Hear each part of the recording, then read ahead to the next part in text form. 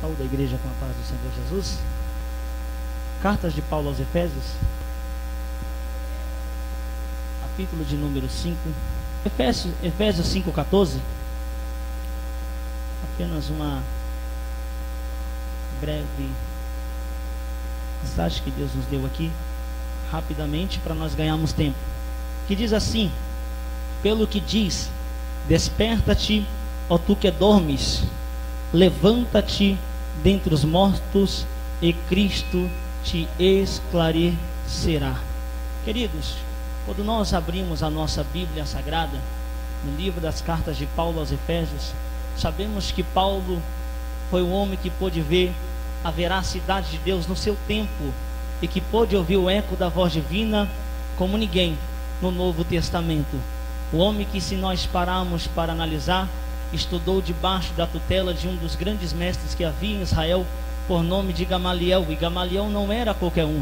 O homem que, segundo a lei farisaica, era irrepreensível. Sabemos da história de Saulo de Tarso, que foi criado e nascido. Um homem que, depois de ter a sapiência da terra e a sabedoria, um homem que era sagaz no conhecimento da terra, agora o próprio Senhor Jesus tem um encontro com a vida dele, envolve ele na graça. Envolvendo Saulo na graça, agora se torna Paulo. E Paulo é o fundador de 3 igrejas. Dentro das 3 igrejas que ele funda, a maior igreja, ou uma das maiores igrejas que ele fundara, era a igreja por nome de Éfeso. Era a igreja que havia em Éfeso. Éfeso não era qualquer igreja. A igreja de Éfeso, se você observar, ela não era uma igreja que havia problemas como a igreja de Coríntio, acerca da imoralidade, acerca da irreverência na Santa Ceia, ou de outras coisas mais que nós vê quando Paulo se refere à igreja de Coríntio. A igreja de Éfeso não é uma igreja que buscava as coisas da terra, como a igreja de Colossos. A igreja de Éfeso era uma igreja alicerçada na palavra, alicerçada na doutrina. É uma igreja que havia dons, e além de ter dons, era uma igreja que havia profetas no meio dela, havia servos do Senhor, havia homens de Deus naquela igreja. Uma igreja que tinha os joelhos voltado para a oração, voltado para o jejum, voltado para a palavra. Até porque, se nós pegarmos em Atos dos Apóstolos, nós vamos observar que de todas as igrejas que Paulo passara, a maior igreja que Paulo permaneceu mais tempo foi a igreja de Éfeso. Se você observar, Paulo vai ficar 3 anos com essa igreja, tanto que quando Paulo chega nessa cidade, capítulo 19 de Atos dos Apóstolos, nós vamos observar que houve um grande avivamento em Éfeso. Paulo, aleluia, debaixo do poder de Jesus que havia sobre a vida dele, na sua segunda viagem missionária, a Bíblia vai dizer que quando ele estava em Éfeso, aleluia, a unção era tanta na vida de Paulo, que ele pegava o seu lenço e começava a curar os enfermos que ali estavam. A unção de Paulo era tão grande que passou, aleluia, a permear por meio de Éfeso. E nós sabemos muito bem que Éfeso era uma cidade na onde havia muita idolatria e prostituição. Havia uma deusa chamada Diana naquela cidade, da qual muito seguia essa deusa. Paulo teve que bater de frente contra os adoradores dessa deusa, contra muitas pessoas que estavam ali. E o interessante é que Paulo, debaixo do poder da pregação de Jesus Cristo, a Bíblia vai dizer que agora começa a comover o coração das pessoas que haviam em Éfeso. Um grande avivamento houve naquela cidade. A Bíblia diz que na pregação de Paulo surgiu tão efeito que as pessoas saíam da tua casa, pegavam os seus livros e começavam a queimar em praça pública e entoando o nome do Senhor. Paulo chegou numa unção tão grande que até o próprio Satanás teve que reconhecer a veracidade de Deus na vida de Paulo. Você se lembra quando alguns exorcistas que estavam ali tentou expulsar demônio em nome do Deus de Paulo? Então o próprio demônio falou assim: olha, eu conheço a Paulo, eu conheço Jesus de Paulo, e a Paulo também. E vocês quem sois? Homem de Deus é assim, é conhecido no céu, é respeitado no inferno, aleluia, e é respeitado na terra. Homem de Deus é assim. Quando olhamos para a Bíblia Sagrada, eu vejo essa cidade crescendo, esses irmãos crescendo em conhecimento, crescendo em sabedoria. Agora o que eu vejo no capítulo aqui, pelo menos no capítulo 5, pastor, você não vai ver mais essa igreja como nós está falando aqui desde o começo. Essa igreja agora, ela está mudada. Por quê, Felipe? Parece que eu olho e vejo Paulo, quando está preso em Cesareia, quem era, Felipe, que estava sobre aquela igreja? Ele deixou a incumbência da igreja para um homem por nome de Tíquico. Tíquico era o presbítero da igreja em Éfeso, ele que cuidava dos irmãos lá, e além disso, ele visitava Paulo dentro da prisão, na onde ele estava. Segundo a história diz que quando ele visitava Paulo dentro da prisão, Paulo escrevia em pergaminhos para ele citar para a igreja, confortar o coração dos irmãos, exortar os irmãos, levantar os irmãos. Paulo estava na prisão, mas o coração dele estava em Éfeso. Agora eu penso em uma visão como pastor, o homem que fundou a igreja, Paulo fundar a igreja de Éfeso, e como fundador, se preocupando com os irmãos, orando para aquela igreja. Paulo vai para o joelho agora, para orar para aquela igreja, e agora Jesus não mostra para ele senão uma coisa diferente do que estava acontecendo. O que era, Felipe? Deus mostrou duas coisas para Paulo. O que era? A primeira coisa que Deus mostrou para Paulo, os olhos dele, imagino eu, numa forma nesse texto, porque esse texto aqui que nos apresenta, você vai ver que não é, aleluia, como no capítulo 1º, 2º, 3º e até o 4. No 4, Paulo está dizendo: por essa causa eu me ponho de joelho. Por isso que Paulo sempre orava com aquela igreja. Mas no capítulo 5, versículo 14, há uma controvérsia, porque Paulo agora está chorando na sua escrivaninha. Ele chega até a Tíquico, segundo a história diz, e fala: Tíquico, vai perante a igreja de Éfeso, chama todos os irmãos, e quando você chamar os irmãos que é lá, começa a ler essa carta na frente dele.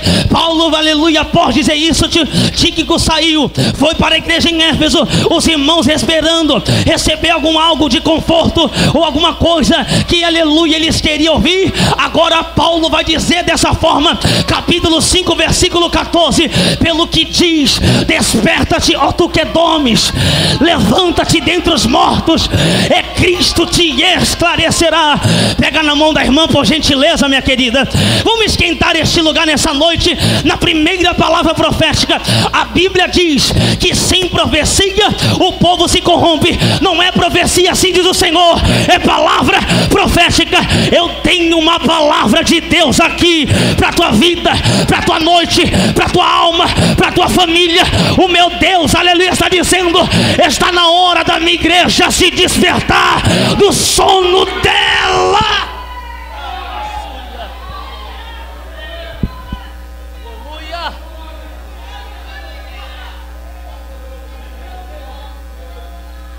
Preciso dizer da apostasia que nós estamos vivenciando e do maior período de frieza que a igreja de Cristo está passando nessa terra. Eu não preciso falar da apatia espiritual da qual estamos vivendo, muito menos do tempo da indiferença. O tempo da indiferença que nós estamos vivendo é esse, que tanto faz pregar como não pregar, tanto faz cantar como não cantar, tanto faz orar como não orar. O evangelho que está se pregando de hoje é isso, é um evangelho de prosperidade, é um evangelho de portas abertas, é um evangelho sem cruz, é um evangelho de cruz às vezes, mas sem Cristo. Eu nunca vi cruz sem Cristo, meu pastor, aleluia, Ele que morreu por nós. O evangelho que nós estamos vivenciando é esse evangelho, um evangelho de frieza, de aleluia. Hoje em dia, algumas igrejas nem se dão mais, nem se falam mais línguas estranhas. Você olha para o irmão em algumas igrejas por aí,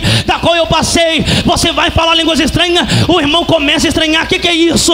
Hoje em dia não tem mais isso dentro das igrejas, não tem fervor, não tem oração, não tem palavra. Aliás, queridos, a palavra de Deus é a única coisa que permanece acima de todos os dons. E para você ter a certeza de uma coisa, a frieza está tão grande dentro da igreja que nós chegamos no culto como esse e sai da mesma forma que entrou, nem sente a palavra, ela ardendo nossos ossos. Jeremias falou assim: Senhor, todavia tentei fugir da tua palavra, mas eu não consigo, porque a tua palavra queima dentro dos meus ossos. Levante a mão para cima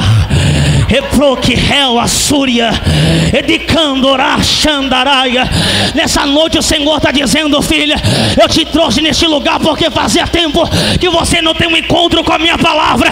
Hoje ela não vai queimar somente por fora, mas por dentro, na tua casa, na tua família. Hoje ela vai agir na tua vida. Se prepara agora, rapidamente aqui.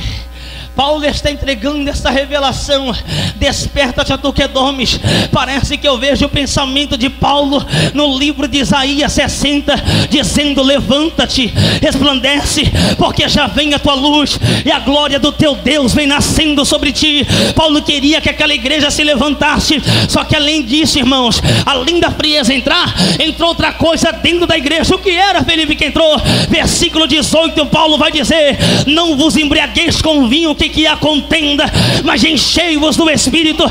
Paulo não está dando ênfase ao vinho, Paulo está dando ênfase à contenda que estava no meio da igreja, porque é natural, quando a frieza entra, você não consegue mais reconhecer que ele é o teu irmão ou a tua irmã. Aleluia!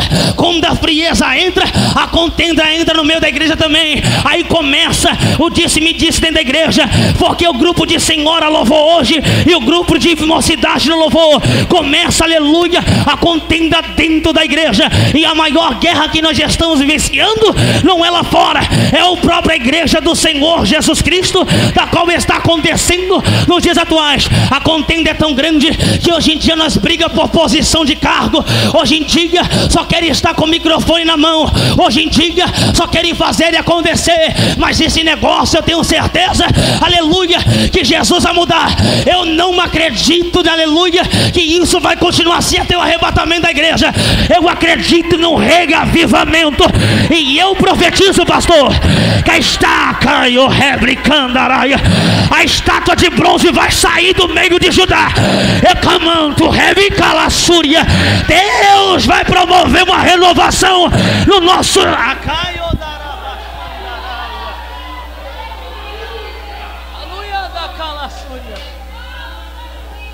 da camandoré, a tu camando caio da placandorai, estuia placanto reminda placaia suia.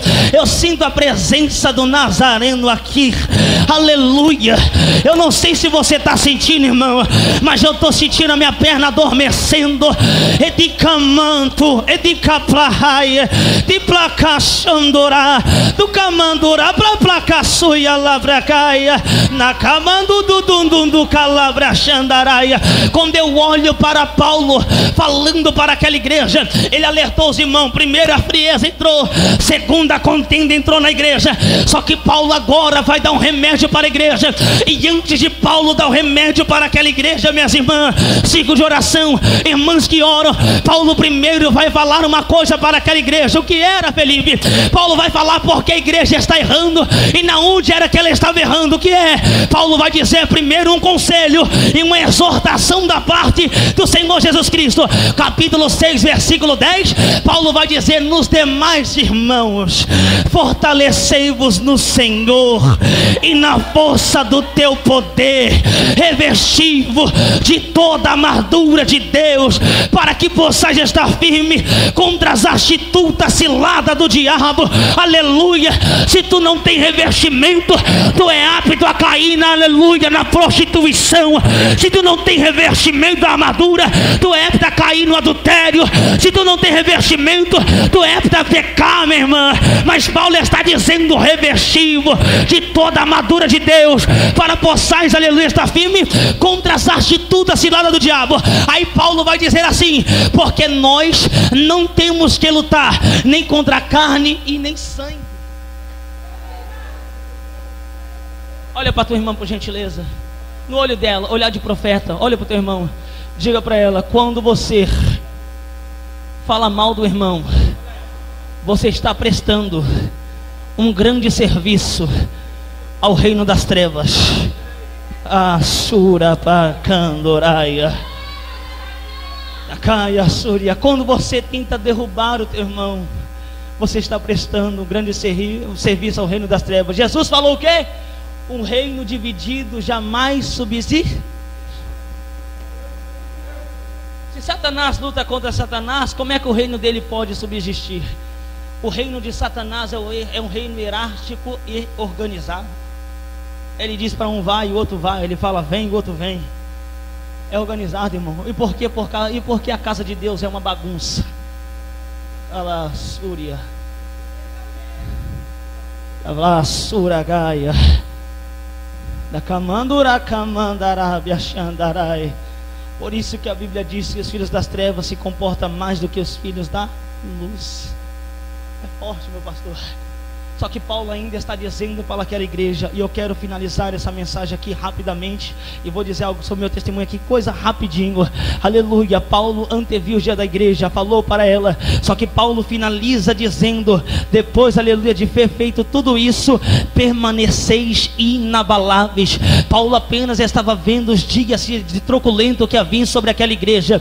Como assim, Felipe? Paulo viu que aquela igreja ia passar por um período de perseguição. Sabemos o que aconteceu. Depois que Paulo morre, a igreja passou por um período muito de perseguição no Coliseu Romano, pela mão dos imperadores que passaram, como Nero, como aleluia, Tito, como outros que passaram também, como Domiciano, que até mesmo tentou matar João várias vezes. Só que agora Paulo, o mesmo Deus que revela para Paulo a situação de Éfeso, agora o mesmo Jesus revela, aliás, mostra em uma visão para João como é que a igreja de Éfeso estava depois que o tempo se passou. E quando o tempo se passou, minha irmã, Jesus vem trazendo algo muito profundo em Apocalipse capítulo 2. O que era? Jesus vem dizendo para aquela igreja, João, escreve para a igreja que há em Éfeso. Primeira coisa, quando ele fala, escreve para a igreja que há em Éfeso, quer dizer que Jesus estava dizendo, fala para aquela igreja que eu não me esqueci dela. Eu vou lá agora para ela e eu vou falar com ela particularmente. Jesus fala com aquela igreja. O que ele fala, Felipe? Ele fala assim, escreve aquele que tem as 7 estrelas na mão e que anda no meio dos 7 candeeiros de ouro. Conheço as tuas obras. As tuas obras você não precisa mostrar nem provar para homem nenhum, porque Jesus conhece quem é você, da onde você veio e quem você é. Aleluia. Eu conheço, aleluia, tuas obras, tanto o teu labor quer dizer trabalho. Conheço o teu trabalho e a tua perseverança.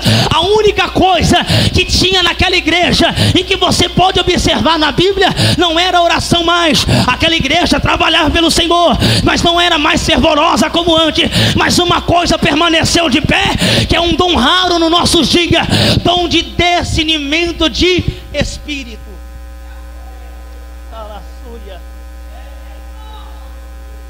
Nossos altares sobe qualquer um.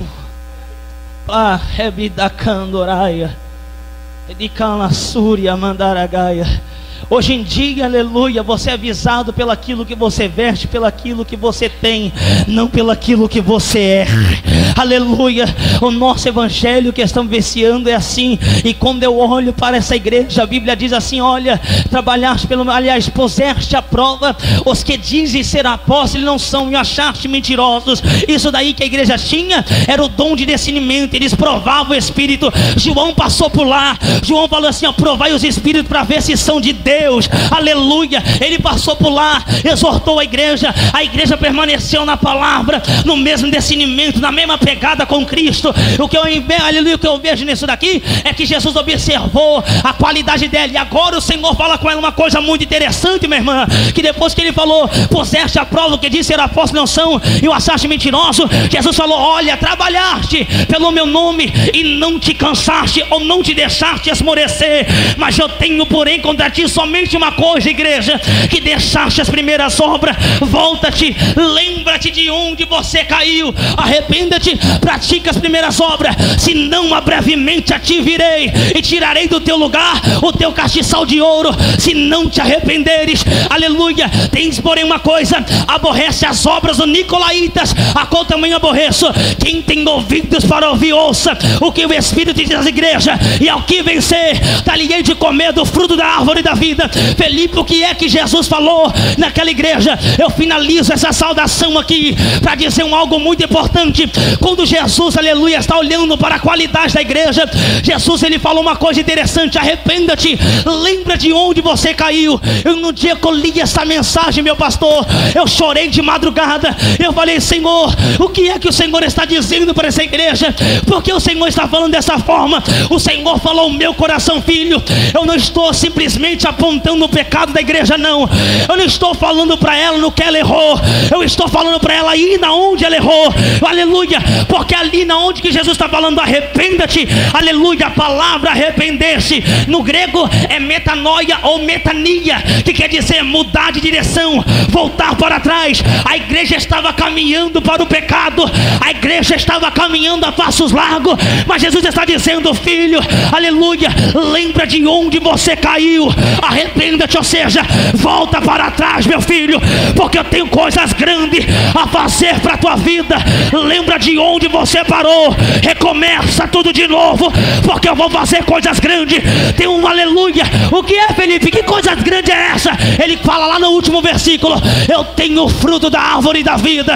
O pecado não vai te dar isso, mas a minha presença vai, a salvação vai. Não estou entendendo. Aí eu falei: Senhor, e esse lembra-te aqui, Senhor? Sabe o que o Senhor falou comigo? O Senhor falou assim: filho, esse lembra-te que eu estou falando é simplesmente uma coisa. Eu estava sentindo saudade da minha igreja, a igreja que orava, a igreja que jejumava, a igreja que dobrava o seu joelho. Eu vou entrar na revelação aqui no nome de Jesus, aleluia, para a tua vida, minha querida. O Senhor me trouxe aqui nesta noite para dizer para a tua vida: filha, eu tenho saudade de ouvir a tua voz, de quando você orava pela vida da tua família, pela vida do teu filho, e falava: Senhor, traz o meu filho de volta. O teu filho saía à meia-noite, você pensava que estava acontecendo alguma coisa, dobrava o seu joelho, e quando você dobrava, você falava: Senhor, eu não aguento esse aperto no coração, traz o meu filho para mim. Daqui a pouco o seu filho batia na porta, porque o Senhor ouvia a tua oração, mulher. Hoje em dia você não ora mais, hoje em dia nem jejum você faz direito, hoje em dia chega no culto como esse e sai da mesma forma que entrou. O Senhor está dizendo: eu estou sentindo saudade, eu estou sentindo saudade, eu estou sentindo saudade, eu estou sentindo saudade, eu estou sentindo saudade. Ei, quando o Senhor está dizendo clamai ao Senhor em alta voz, sabe o que quer dizer, irmã? Por que clamar ao Senhor em alta voz? Não é por causa da altivez da sua voz para chegar ao céu, não é isso. Porque se nós falar em pensamento, Deus ouve. Não é a altivez da voz. Sabe o que é que Deus está dizendo? Porque há uma coisa, duas coisas inconfundíveis nessa terra. O que é? A primeira é a nossa digital. Ninguém tem a digital que eu tenho, cada um tem uma digital diferente, isso é inconfundível. A segunda é a voz. Ninguém tem uma voz igual, pode ser parecida, mas igual não é. Quando o Senhor está dizendo clamai do Senhor em alta voz, sabe para que isso? É porque quando clama fulana, quando clama Betana, o Senhor fala: é minha serva, é minha serva, é minha serva, é minha serva, é minha serva. Eu vou descer, pastor, é minha serva, é minha serva, eu vou descer lá. E aliás, pastor, e aliás, sabe o que eu vejo aqui? A palavra aleluia, clamar, significa trazer Deus para perto. Por isso que o Senhor fala lá em Jeremias: clamai aleluia, aleluia a mim, eu responder-te-ei e anunciar-te-ei coisas grandes e firmes que eu não sabe. O que é isso? Quando você clama ao Senhor, o Senhor escuta a tua voz, Ele fala: eu estou descendo agora. Pega na mão da irmã, pega na mão do irmão, pega na mão da irmã, pega na mão do irmão. Essa noite é noite de clamor. Diga para ela: volta a orar como você orava. Sacode a mão dela, volta a jejumar como você jejuava. Ebloia, Shel e Candorá, Ebudicaia, Sui de Camanduragaia. Tem pessoas que não oram mais, e por causa da falha da oração, você não fala mais em língua estranha, você não entrega mais revelação, você não entrega mais profecia. Eu vejo o Senhor está dizendo aqui para mim agora: filho, fala para ela que é noite do clamor, e através do clamor dela eu vou restaurar os dons, eu vou desenterrar os dons, eu vou acando comando candai, e decando na cavoca tecatuia, e de plato tu comando, né? E de plato tu de comando da ca, e de prova tu comando da yace, e de papacho vou procando de anaia candora, e de flaço comando na calaxéria, e de comando no do cabado cablaca, de caplato to ré, de camandora. Levante a mão só quem acredita em visão, só a quebra subiquel e raio, e de calaxuri andaia séria.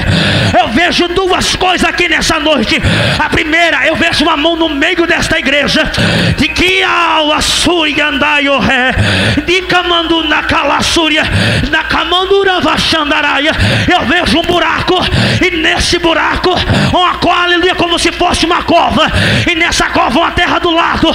Eu vejo uma mão empurrando como se fosse uma pá, aleluia. E Deus está dizendo: você não vai ser sepultada, teu ministério não vai ser sepultado, eu desenterro hoje. Levanta a mão, levanta a mão, levanta a mão, levanta a mão, levanta a mão, levanta a mão. Vai, filha, eu quero ouvir o teu clamor. Eu vou deixar você adorar, eu quero ouvir o clamor da igreja. Eu vou deixar você adorar, eu vou deixar você adorar. O Senhor quer ouvir tua voz, mulher. O Senhor quer ouvir a tua voz, homem. O Senhor quer ouvir tua voz, profeta. Cadê você? Cadê você que vem comigo? Cadê você que vem comigo? Cadê você? O Senhor quer desenrolar. Eu vejo o dom de língua ser distribuído aqui. De caxéria, foi a raia, de calabra.